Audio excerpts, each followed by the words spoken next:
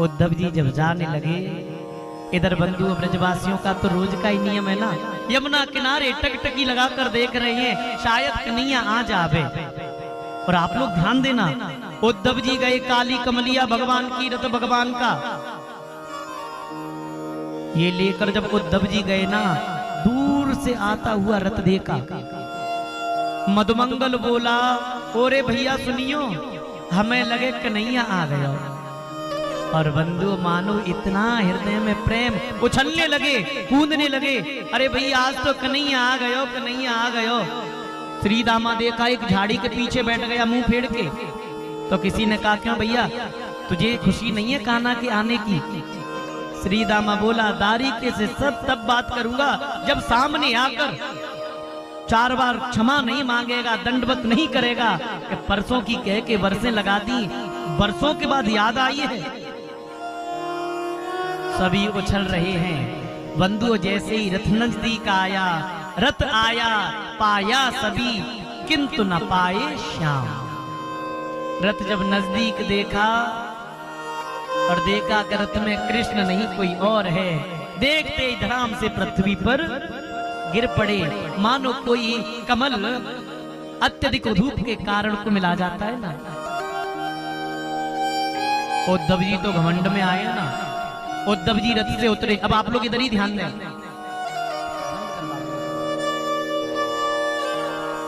उद्धव जी रथ से उतरे, कन्हैया के मित्र खड़े हैं।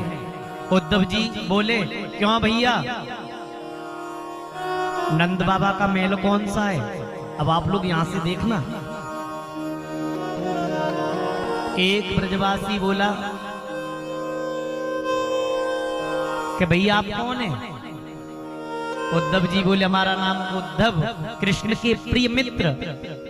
ब्रजवासी फूट फूट कर रोने लगे, वारे कन्हैया, वर्षों के बाद याद आई तो खुद नहीं आया, अपने मित्र को भेज दिया।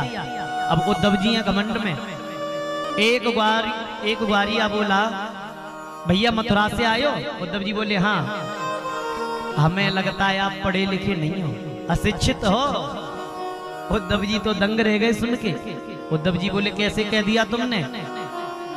ब्रजवासी बोला, हमें लगे कि तुम पढ़े लिखे ना आए, क्योंकि जब दो लोग परस्पर मिलते हैं ना, तो कोई तो राम राम करता है, कोई जय सिया राम करता है, कोई सीता राम करता है, ये शिष्टाचार है। और आप आए, उतरते ही नंद बाबा का घर कौन सा है, न राम राम किया, न सीता राम किया, न जय श्री कृष्ण कहा। और बंधु कितनी बढ़िया बात कही है ब्रजवासी ने, कि अगर हमारे हृदय में शिष्टाचार नहीं, संस्कार नहीं है हम में, तो कितने भी पढ़े लिखे बने रहना, नहीं रटा तो क्या हुआ, होना चाहिए हेत। नहीं रटा तो क्या हुआ, होना चाहिए हेत। जैसे नार सुहागिनी पति को नाम न लेत।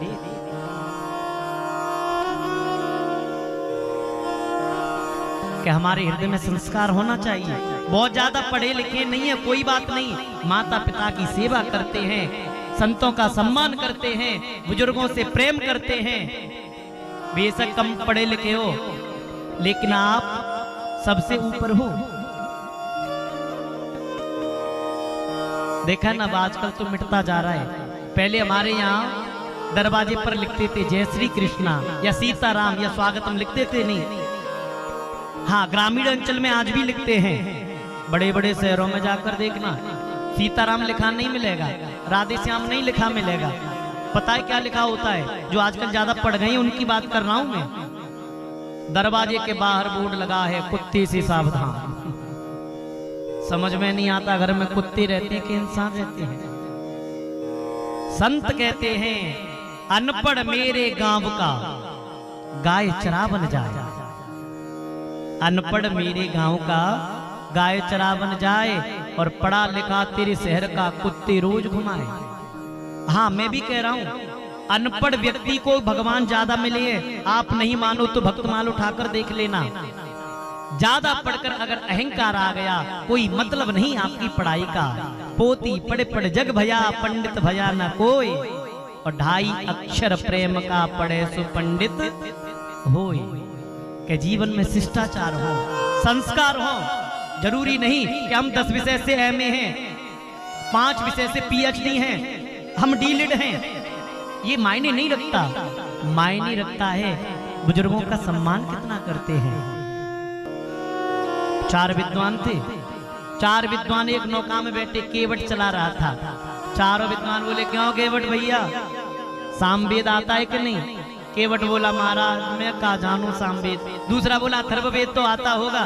केवट बोला अथर्ववेद भी नहीं आया। चारों ने एक एक वेद का नाम लिया। केवट बोला महाराज एक को नहीं जानू मैं तो चारों बोले धिक्कार तेरे जीवन के लिए, अरे तेरी तो आधी ही जिंदगी बेकार। थोड़ी देर बाद उस नदी में भंवर पड़ा, नाव फंसने लगी भंवर में। केवट बोला चारों से महाराज तैरना आता है कि नहीं? चारों बोले तैरना तो नहीं आता। केवट बोला हमें तो 4 वेद नहीं आते थे, आधी जिंदगी बेकार, और आपकी तो पूरी ही जिंदगी बेकार। नहीं रहता तो क्या हुआ? प्रेम का होना अति आवश्यक है। बिना प्रेम रीजे नहीं सकी नटवर नंद किशोर। उद्धव जी ने देखा कि बड़े चतुर हैं ब्रजवासी, आधा ज्ञान तो यहीं निकल गया। ब्रजवासी बोले भैया नंद बाबा के दरवाजे के जाने के लिए आपको कोई बहुत ज्यादा परिश्रम नहीं करना है। ये जल की जो धार आ रही है, जहां पर ये जल की धार रुक जाए समझ लेना वही नंद महल है। और आप ये मत समझिएगा कि कोई नाले का या किसी नल का जल है, ये समस्त ब्रजवासियों के नेत्रों का जल है, अश्रुपात है। गोपियां नंद महल के आगे बैठकर रोती हैं। गोपियों के रोने के जल की धार है ये। उद्धव जी सुनकर दंग रह गए, पगडंडी उसी जल के किनारे गए। देखा बड़ा सुंदर एक महल बना है, दरवाजा बंद है, शांत चित्त, बिल्कुल झींगुर के झनकने की भी आवाज नहीं। उद्धव जी ने आवाज लगाई जाकर, नंद बाबा है क्या? यशोदा मैया दौड़ी दौड़ी आई। अरे भैया आप कौन है, धीमे बोलो। बड़ी मुश्किल से कन्हैया सोया है, धीमे बोलिए नींद खुल जाएगी कृष्ण की। उद्धव तो सुनकर दंग रह गए। और मैं आपसे निवेदन करूं, यशोदा मैया की प्रेम समाधि लगी है। मैंने बताया था ना, प्रेम लगो परमेश्वर सो तब भूल गयो सबरो घर बारा। कि जब हृदय का तार ब्रह्म से जुड़ता है ना, तो घर और परिवार नहीं, कुछ याद नहीं रहता उसके अलावा। यशोदा बोली धीमे बोलो कन्हैया जग जाएगा। उद्धव जी बोले मां कृष्ण। यशोदा बोली बड़ा नटखट है, बड़ी मुश्किल से सोया है। उद्धव जी बोले हाथ जोड़कर मां मुझे दर्शन कराएगी? यशोदा बोली क्यों नहीं। आगे आगे चलने लगी, पीछे पीछे उद्धव हैं। और बंधुओं जब मैया ने ध्यान हटाकर देखा, अभी तक ब्रह्म में ध्यान था, जब मैया ने गौर से देखा तो पलना था वो खाली था। देखते ही धड़ाम से पृथ्वी पर गिर पड़ी, रोने लगी यशोदा। उद्धव मैं तो भूल गई थी, कृष्ण को गए तो वर्षें हो गई। यशोदा ने रोकर कहा, यशोदा ने रोकर कहा,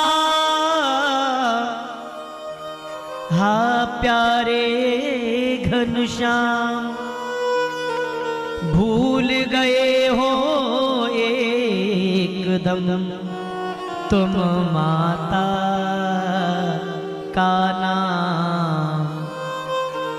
यशोदा रोकर कहने लगी कृष्ण परसों की कहकर बरसें लगा दी।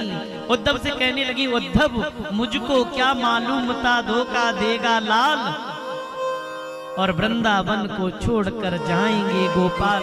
अगर मुझे पता होता उद्धव कृष्ण कहकर बरसें लगा देगा, प्राण छोड़ देती या फिर जाने नहीं देती। उद्धव के भी नेत्र सजल हो गए। भगवत प्रेमियों पूरी रात निकल गई, यशोदा मैया नंद बाबा बैठे हैं, वही कृष्ण की चर्चा।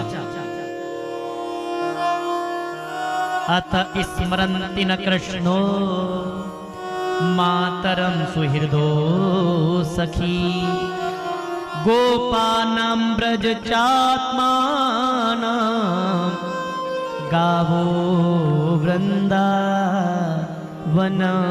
गिरिम्। पूरी रात चर्चा हुई, सुबह हुआ,